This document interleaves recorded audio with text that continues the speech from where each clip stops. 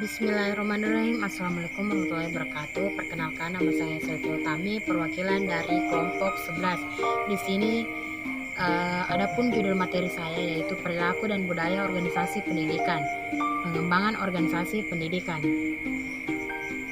Pengertian pengembangan organisasi pendidikan menurut Abdul Aziz Wahab 2008, pengembangan organisasi adalah teknik manajerial untuk mengimplementasikan perubahan penting dalam organisasi, karena dalam praktik dimaksudkan membawa perubahan. Pengembangan organisasi melibatkan ilmu pengetahuan perilaku yang dibuat oleh agen pembaharu untuk mengarah pada peningkatan prestasi. Warren B. Bennis, pengembangan organisasi adalah suatu jawaban terhadap perubahan suatu strategi pendidikan yang kompleks yang diharapkan untuk merubah kepercayaan, sikap, nilai, dan susunan organisasi sehingga organisasi dapat lebih baik dalam menyesuaikan dengan teknologi, pasar dan tantangan yang baru, serta perputaran yang cepat dan perubahan itu sendiri. Pengembangan organisasi adalah merupakan implementasi dari sebuah perubahan yang terencana berdasarkan ilmu perilaku secara kontinu dan sesuai dengan kondisi yang berlaku untuk mencapai tingkat efektivitas organisasi. B. Tujuan pengembangan organisasi pendidikan. Menurut Miftah Tohta 2002-24-25, adapun tujuan pengembangan organisasi adalah untuk yang pertama, meningkatkan kepercayaan dan dukungan di antara para anggota organisasi. Yang kedua, meningkatkan kesadaran berkonfrontasi dengan masalah-masalah organisasi baik dalam kelompok maupun di antara anggota-anggota kelompok.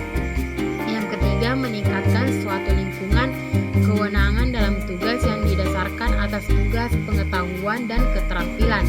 Yang keempat, meningkatkan derajat keterbukaan dalam berkomunikasi baik vertikal, horizontal, maupun diagonal. Yang kelima, meningkatkan tingkat kesemangatan dan kepuasan orang-orang yang ada di dalam organisasi. Yang keenam, mendapatkan pemecahan yang sinergetik terhadap masalah-masalah yang mempunyai frekuensi besar. Yang ketujuh, meningkatkan tingkat pertanggungjawaban pribadi dan kelompok baik di dalam pemecahan masalah maupun di dalam pelaksanaan. Secara umum, tujuan pengembangan organisasi adalah untuk menciptakan hubungan yang harmonis di antara para anggota organisasi, saling memahami tugas dan tanggung jawab, menumbuhkan rasa tanggung jawab dalam memecahkan setiap permasalahan, adanya keterbukaan serta. Bismillahirrahmanirrahim. Assalamualaikum warahmatullahi wabarakatuh. Perkenalkan, nama saya Fitriani dari kelompok 11, ingin melanjutkan materi kami yang berjudul pengembangan organisasi pendidikan. Oke, langsung saja materi ketiga, yaitu strategi pengembangan organisasi pendidikan. Menurut teknik pengembangan organisasi, pada hakikatnya adalah strategi intervensi yang dapat dipergunakan untuk mengatasi dan memecahkan masalah yang dihadapi oleh organisasi atau di dalam melakukan perubahan-perubahan. Berdasarkan kelompok sasarannya, menurut Iman Gunawan, teknik-teknik pengembangan organisasi dapat diringkas sebagai berikut. Yang pertama, pengembangan organisasi untuk perseorangan. Dengan teknik latihan sensitivitas, meningkatkan sensitivitas dan keterampilan penanganan hubungan-hubungan antar pribadi. Yang kedua, pengembangan organisasi untuk 2 orang atau 3 orang.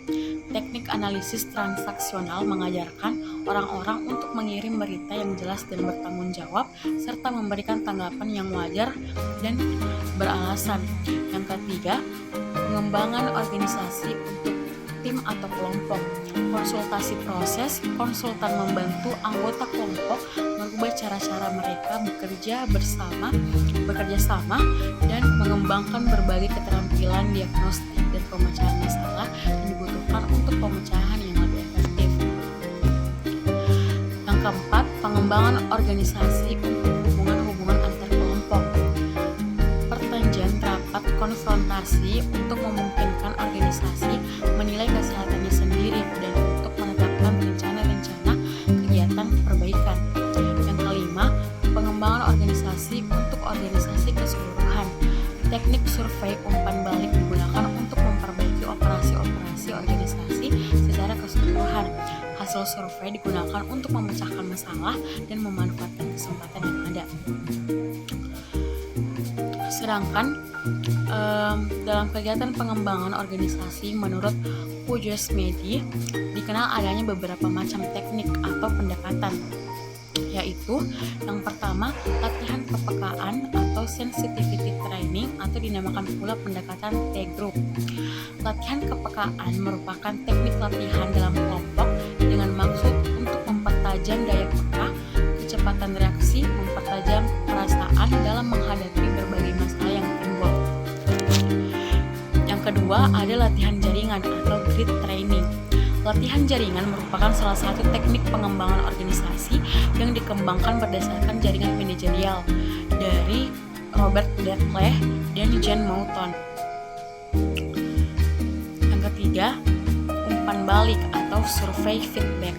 Teknik umpan balik survei dikembangkan oleh Kurt Lewin. Wujud pelaksanaan dari teknik umpan balik survei berupa usaha pengumpulan data dari para anggota organisasi yang berhubungan dengan sikap, tingkah laku, hubungan motivasi, kepuasan kerja, serta berbagai perasaan lain. Data yang terkumpul kemudian diberikan kembali kepada mereka yang telah disurvei untuk didiskusikan sehingga dapat diperoleh kesimpulan perlu tidaknya dilakukan perubahan. Yang keempat, konsultasi proses atau process consultation. Teknik ini dikembangkan oleh Edgar Schein.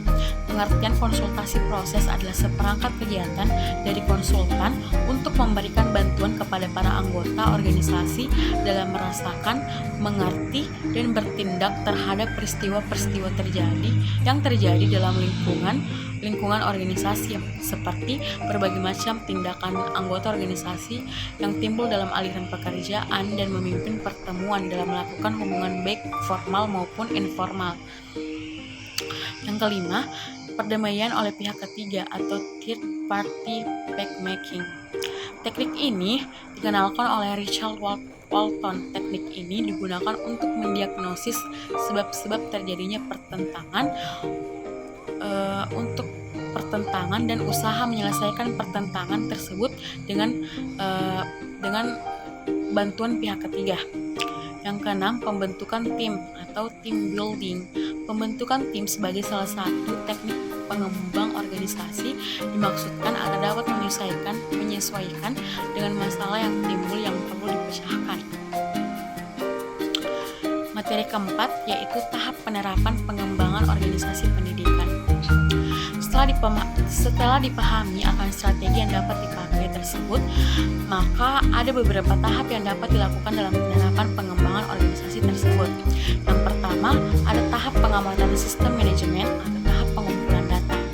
Dalam tahap ini, konsultan mengamati sistem dan prosedur yang berlaku di organisasi, termasuk elemen-elemen di dalamnya seperti struktur, manusianya, peralatan, bahan-bahan yang digunakan, dan bahkan situasi keuangannya. Yang kedua, ada tahap diagnosis dan umpan balik. Dalam tahap ini, kualitas perorganisasian serta kegiatan operasional masing-masing elemen dalam organisasi dianalisis dan dievaluasi. Yang ketiga, ada tahap pembaruan dalam organisasi.